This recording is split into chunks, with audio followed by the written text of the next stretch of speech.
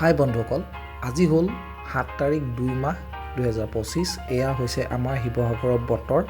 মৰ ঠাণ্ডা, হাড় কঁপোৱা ঠাণ্ডা।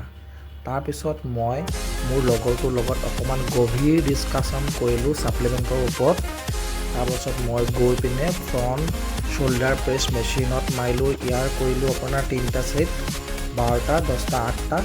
তাৰপাছত ইয়াৰো কৰিলোঁ আমি 3টা set. Incline machine shoulder press, ইয়াৰো ৰেফাৰেঞ্চ ৰাখিলোঁ আমি 12, 10, 8।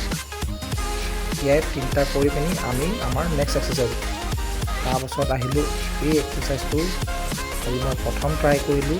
ইয়াৰ 3টা ছেট কৰিলোঁ 12টা, 12টা, 12টা।